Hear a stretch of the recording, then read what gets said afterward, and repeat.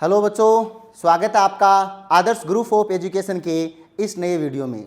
Adarsh group of education जो आप लोगों को घर पर बैठे स्कूल जैसा वातावरण, एक क्लासरूम जैसी फीलिंग का एहसास करवा रहा है, उसका आप मज़े से अध्ययन करो और मज़े से पढ़ो। आपको आपकी स्कूल की कक्षा आपके घर के उस रूम में मिल रही है जिस रूम में बैठे बैठे आप अभी मोबाइल से अध्ययन कर रहे हो। ओके, तो हम बता रहे थे रासायनिक अभिक्रिया वाला चैप्टर नंबर 6 कक्षा 10। उसके अंदर हम लोग रासायनिक अभिक्रियाओं की श्रृंखला में बहुत सारी अभिक्रियाएं देख ली। संयोजन, वियोजन, विस्थापन, द्विविस्थापन, ऊष्माशोषी, ऊष्माक्षेपी, मंद अभिक्रिया, तीव्र अभिक्रिया। और इसी अभिक्रिया के दौर में, इसी अभिक्रिया के ज़माने में हम लोग आज पढ़ने वाले हैं उत्क्रमणीय और अनुत्क्रमणीय अभिक्रिया। ठीक है, तो स्टार्ट करते हैं।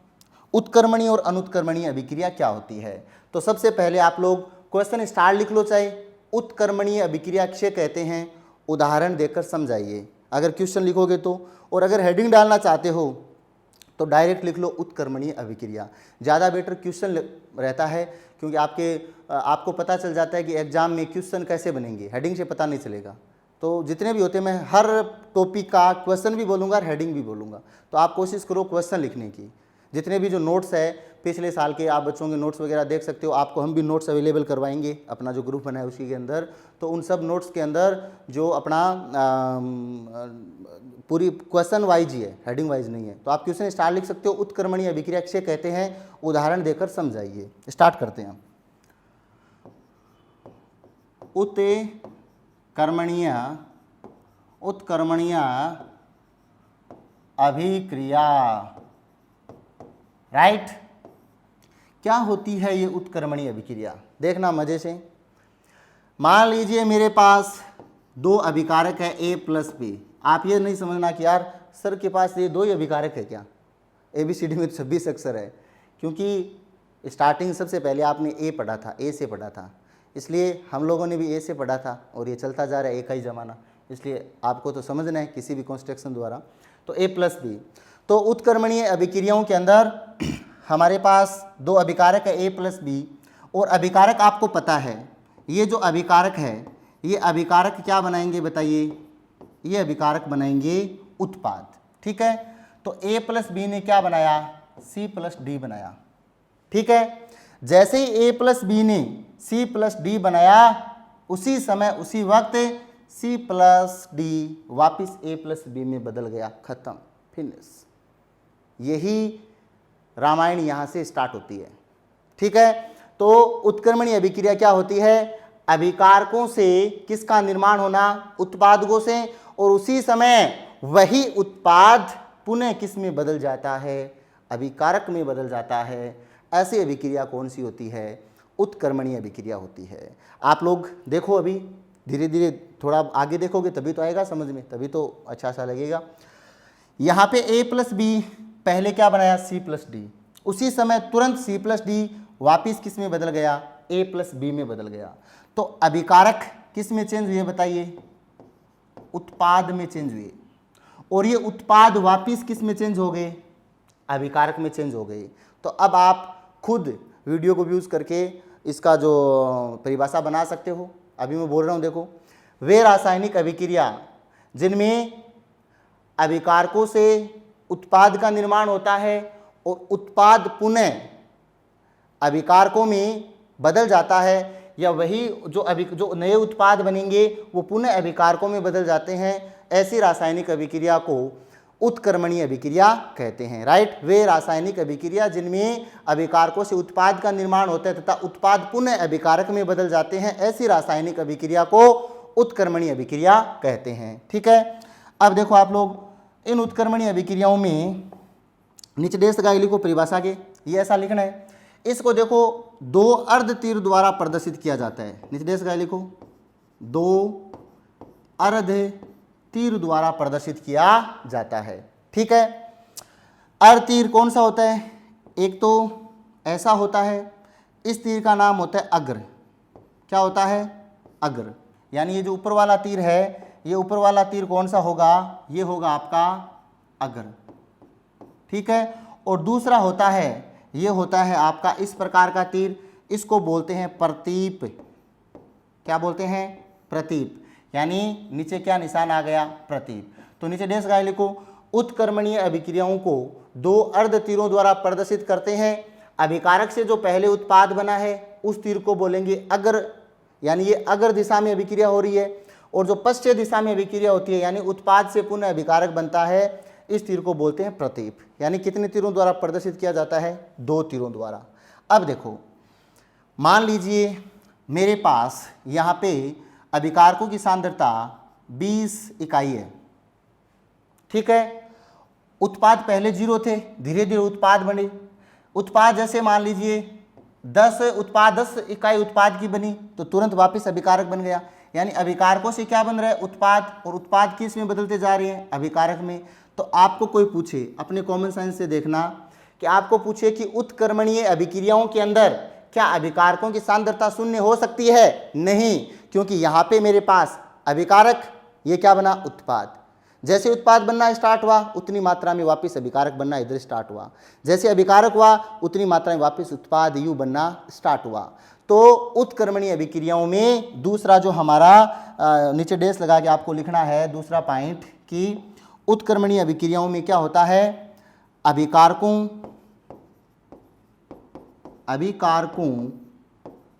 की सांद्रता शून्य नहीं होती है, ठीक है। तीसरा पॉइंट क्या लिखोगे आप? अब देखो, उत्क्रमणीय अभिक्रिया हमेशा बंद पात्र में करवाई जाती है। कौन से पात्र में? बंद पात्र में। खुले पात्र में अभिकारक जो उत्पाद बनेंगे वो उत्पाद वायुमंडल में उपस्थित अन्य पदार्थों के साथ क्रिया करके और अन्य उत्पादों में बदल जाएंगे। इसलिए हमेशा ध्यान रखना, उत्क्रमणीय अभिक्रियाएं सामान्यतः गैसीय उत्क्रमणीय जो अभिक्रिया होती है, गैसीय उत्क्रमणीय अभिक्रिया को बंद पात्र में संपन्न किया जाता है। कौन से पात्र में संपन्न किया जाता है? बंद पात्र में संपन्न किया जाता है, ठीक है। तो आप लोग यूँ समझ सकते हो कि उत्क्रमणीय अभिक्रिया दोनों दिशाओं में चलती है, 2 अर्ध तीरों द्वारा प्रदर्शित किया जाता है, अभिकारकों की सांद्रता शून्य नहीं होती और बंद पात्र में होता है। ये तो हमारा हो गया नोट्स में लिखने का तरीका। सबसे पहले उत्क्रमणीय अभिक्रिया, फिर डैश लगाकर 3 पॉइंट हो गई, ठीक है। अब हम लोग देखेंगे इसकी समीकरण, ठीक है। तो सबसे पहला देखिए आप उदाहरण, इसके उदाहरण नंबर फर्स्ट, इसे लिखो जस्ट, ये मिटा देगा 3-4 अभिक्रियाओं का कष्ट। देखना अभी कैसे मिटाएगा। नाइट्रोजन और हाइड्रोजन, इससे क्या बन रहा है? यहाँ पे NH3 बन रहा है, अमोनिया बन रहा है, ठीक है। इससे हमारा क्या बन रहा है? अमोनिया, ठीक है। तो यहाँ पर आप लोग देख सकते हो। सबसे पहले चलो मैं छोड़ता हूँ उत्क्रमणीय को। बताइए ये संयोजन है कि वियोजन है? बताओ ये अभिक्रिया कौन सी है? तो ये आपकी अभिक्रिया 2 या 2 से अधिक पदार्थ मिलकर एकल उत्पाद का निर्माण करता है, तो ये अभिक्रिया है संयोजन। क्या ये अभिक्रिया संतुलित है? तो आपका आंसर होगा इधर नाइट्रोजन 2 है, इधर नाइट्रोजन 1 है, संतुलित नहीं है। तो बराबर करने के लिए ड्राइवर को हमेशा बस में कहाँ बैठाना है? पिछले वीडियो में इसी आधार पर, बस और ड्राइवर के आधार पर समझा था हमने। ड्राइवर को हमेशा केबिन में बैठाना है, पीछे बैठाओगे तो भाई बस कैसे चलेगी, ठीक है। तो यहाँ पे नाइट्रोजन 2 है और यहाँ पर भी नाइट्रोजन 2 हो गया। अब हाइड्रोजन यहाँ पे 6 हो गए, तो यहाँ पे हाइड्रोजन अभी तक 2 है, तो हम क्या करेंगे? यहाँ पे 3 लगाएंगे। तो ये हमारी अभिक्रिया संतुलित हो गई। अब देखो बच्चों, इस अभिक्रिया के अंदर ये है अभिकारक और ये क्या है? उत्पाद। जैसे ही अभिकारकों से उत्पाद का निर्माण होता है तो तुरंत ये जो उत्पाद है, ये उत्पाद वापस किस में बदल जाते हैं? बताइए, अभिकारकों में बदले जाते हैं, ठीक है। ये वापस अभिकारकों में बदले जाते हैं, ये लो। तो ये कौन सी अभिक्रिया भाई? उत्क्रमणीय अभिक्रिया का प्रकार है, ठीक है। तो पहला एग्जाम्पल, नाइट्रोजन हाइड्रोजन के संयोग से क्या बना? बताइए, अमोनिया बना, और अमोनिया वापस किस में बदल गया? नाइट्रोजन हाइड्रोजन में बदल गया, ठीक है। दूसरा एग्जाम्पल आप लोग लिख सकते हो, यहाँ पे जल है जो H2CO3 है ना, हाइड्रोजन कार्बोनेट के साथ अभिक्रिया करके क्या बनाता है? H3O plus HCO3 minus. तो यहाँ पर ये अभिक्रिया भी कौन सी है बताइए, ये भी एक प्रकार की कौन सी अभिक्रिया है, उत्क्रमणीय अभिक्रिया है। ठीक है, तो उत्क्रमणीय अभिक्रिया की परिभाषा क्या हो गई, वे रासायनिक अभिक्रिया जिनमें अभिकारकों से किसका निर्माण हुआ है, उत्पादों का निर्माण हुआ है और उत्पाद पुनः किस में चेंज हो गए हैं, अभिकारक में चेंज हो गई है। ऐसी अभिक्रिया क्या कहलाती है, उत्क्रमणीय अभिक्रिया। उत्क्रमणीय अभिक्रिया को किन तीरों द्वारा प्रदर्शित करते हैं, अर्ध तीरों द्वारा। कौन से अर्ध तीर, आगे चलता है उसको अग्र और पीछे चलता है उसको पश्चिम तीरों द्वारा। क्या उत्क्रमणीय अभिक्रिया की सांद्रता अभिकारकों की शून्य हो सकती है, नहीं। क्या गैस या उत्क्रमणीय अभिक्रिया कौन से पात्र में होती है, बंद पात्र में होती है। और ये आपको 2 एग्जाम्पल है वो याद करना है। ठीक है, तो इस प्रकार से हमारा जो उत्क्रमणीय अभिक्रिया वो कंप्लीट होता है। ठीक है, नेक्स्ट है हमारा अनुत्क्रमणीय अभिक्रिया। ये एक टॉपिक है उत्क्रमणीय अनुत्क्रमणीय का, जैसे पिछला मंद और तीव्र का था।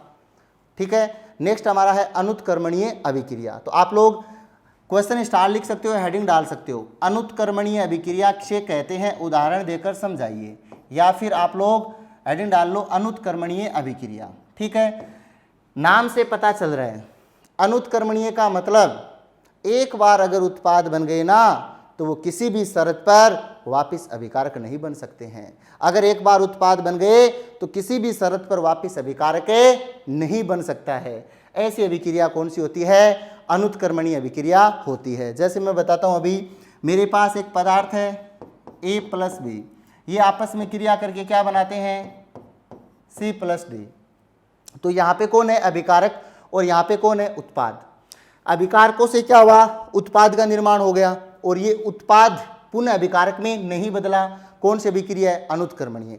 अब देखो, पिछले वीडियो में मैंने एक दूध से दही बनने का उदाहरण दिया था। मेरे पास इस हाथ में है दूध, इस दूध में थोड़ा सा दही मिलाया तो ये दूध किस में बदल गया, दही में बदल गया। अब आप सुबह देखोगे, मान लीजिए शाम को 3 किलो दूध जमाया आपने। ठीक है, तो सुबह देखोगे तो उसमें दही मिलेगा या आधा दूध भी मिलेगा, पूरा पूरा दही मिलेगा, दूध बिल्कुल नहीं मिलेगा यार। तो इसका मतलब वो क्या हुआ, इसका मतलब वो अनुत्क्रमणीय अभिक्रिया है। दूध अभिकारक था और दही क्या है, उत्पाद। अब आकर कोई बोल दे कि चल बेटा दही का दूध बना, तो पॉसिबल है क्या। अगर दही से दूध बनता तो मार्केट से आधो किलो दही लाते और उनको बोलते कि आधो किलो दही में से पाव दही का तो दूध बना करके चाय बनाएंगे और थोड़ा दही बचेगा उसको हम खाना खाएंगे। ऐसा पॉसिबल है क्या, नहीं।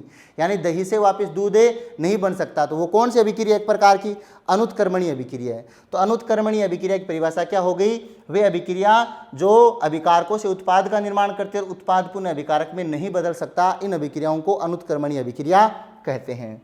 अब देखिए आप लोग नीचे तीर लगा के लिखो, अनुत्क्रमणीय अभिक्रिया को साधारण तीर द्वारा प्रदर्शित करते हैं। कौन से तीर द्वारा, साधारण तीर द्वारा। उनको अर्ध तीरों द्वारा, ये साधारण तीर है। उत्क्रमणीय अभिक्रिया में अभिकारकों की सांद्रता, उत्क्रमणीय अभिक्रिया में क्या होती है, अभिकारकों की सांद्रता शून्य हो जाती है। ये अच्छी लाइन है भाई, उसमें भी अच्छी लाइन थी ये, इसमें भी। क्योंकि आपको पता है दूध से अगर दही बन रहा है तो दूध तो 0 ही हो गया ना, दही फुल हो गया। मान लीजिए यहाँ पे मेरे पास अभिकार की सांद्रता 10 इकाई है और उत्पाद की सांद्रता 0 है। धीरे धीरे उत्पाद बनता गया। उत्पाद की सांद्रता कितनी हो जाएगी, 10, और इनकी सांद्रता कितनी हो जाएगी, 0 हो जाएगी। तो अभिकारकों यानी इनकी सांद्रता क्या हो जाती है, 0 हो जाती है। 3 नंबर देखिए आप लोग, अनुत्क्रमणीय अभिक्रिया एक प्रकार का रासायनिक परिवर्तन है। ठीक है, रासायनिक परिवर्तन में जो अभिकारक उत्पाद बनता है वो सामान्य विधियों द्वारा वापस अभिकारक में नहीं बदल सकता। अब हमें इसके देखने हैं एग्जाम्पल। ठीक है, तो उदाहरण देखिए इसका, एग्जाम्पल समीकरण देखो। सबसे पहली समीकरण, सबसे पहली आपको पता है कि कोयले का दहन करवाना है हमें, कोयले का दहन। एग्जाम्पल में नंबर 1 लिखो, कोयले का दहन। अब ये समीकरण आपकी पहले भी पढ़ी हुई है, अगर आपको याद है। बताइए कोयले का दहन संयोजन अभिक्रिया है कि वियोजन, तो आंसर होगा संयोजन। कौन सा परिवर्तन है, रासायनिक परिवर्तन। कोयले का प्रतीक कार्बन C होता है। दहन के लिए कौन सी गैस की आवश्यकता है, ऑक्सीजन की। अगर हम कोयले को जलाएंगे तो कौन सी गैस बनेगी, कार्बन डाइऑक्साइड गैस। कोयले को जलाएंगे तो कौन सी गैस बनेगी, कार्बन डाइऑक्साइड गैस। अब ये कार्बन डाइऑक्साइड गैस वापिस कोयले में बदल सकती है क्या? अगर कार्बन डाइऑक्साइड गैस से कोयला बनता तो मैं भी 1 मिनट में, अभी देखो, मतलब मैंने कौन सी गैस निकाली है? Carbon dioxide gas. कोयला बना तो नहीं बनता है ना। आप लोग कौन सी गैस छोड़ रहे हो? Carbon dioxide. अगर ऐसा होता तो हमारे देश में कभी कोयले की कमी नहीं आती। आप कितने लोग हो, रोज़ाना 100-100 ग्राम अगर कोयले ऐसे बनाओगे तो बहुत ज़्यादा कोयले हो जाएंगे। तो आपको पता है कोयले का दहन भी कौन सा अभिक्रिया है? आपकी अनुत्क्रमणीय अभिक्रिया है, क्योंकि बनने वाली कार्बन डाइऑक्साइड गैस वापिस किसी भी कंडीशन में कोयला नहीं बना सकती। दूसरा एग्जाम्पल है आपका मीथेन का दहन। मीथेन का दहन, मीथेन का सूत्र क्या होता है? CH4, और इसका दहन यानी कौन सी गैस की उपस्थिति में? ऑक्सीजन। तो क्या बनाएगा ये? कार्बन डाइऑक्साइड, और वाष्प बनाएगा, जल वाष्प, H2O। ठीक है, तो ये भी एक प्रकार का कार्बन डाइऑक्साइड और जल से वापिस मीथेन गैस नहीं बन सकती है। तो ये भी एक प्रकार की कौन सी अभिक्रिया है? ये भी अनुत्क्रमणीय अभिक्रिया है। तो प्यारे बच्चों, अनुत्क्रमणीय अभिक्रिया की परिभाषा क्या होती है? वे रासायनिक अभिक्रिया जिनमें अभिकारकों से क्या बन जाता है? उत्पाद पुनः अभिकारकों में नहीं बदल सकते हैं, ऐसी अभिक्रिया को अनुत्क्रमणीय अभिक्रिया कहते हैं। इन्हें साधारण तीर द्वारा प्रदर्शित करते हैं। इनमें अभिकारकों की सांद्रता कभी भी शून्य नहीं हो सकती। इनके उदाहरण दोनों याद कर लेना, कोयले का दहन और मीथेन का दहन, ये एक प्रकार का अनुत्क्रमणीय अभिक्रियाओं का उदाहरण है। ठीक है, अब हम लोग इसको सबसे पहले हमने कौन सी अभिक्रिया देखी थी? उत्क्रमणीय अभिक्रिया देखी थी। उत्क्रमणीय अभिक्रिया देखो दोनों दिशाओं में चलती है। अगर और प्रतीप अर्ध तीरों द्वारा अभिकारकों की सांद्रता शून्य नहीं होती है। फिर हमने क्या देखा था? समीकरण देखी थी, N2H2 से NH3 बनता है, ये उत्क्रमणीय अभिक्रिया का उदाहरण है। और जल और कार्बनिक से अम्ल से क्या बनता है? हाइड्रोनियम आयन और ये कार्बनिक आयन। ठीक है, तो ये भी एक प्रकार की कौन सी अभिक्रिया है? ये भी आपकी है उत्क्रमणीय अभिक्रिया। इसके पश्चात हम लोगों ने देखा था अनुत्क्रमणीय अभिक्रिया। अनुत्क्रमणीय अभिक्रिया साधारण तीर द्वारा अभिकारक से उत्पाद बनता है, उत्पाद पुनः अभिकारक में नहीं बदल सकता। इसके अलावा ये दो आपके एग्जाम्पल।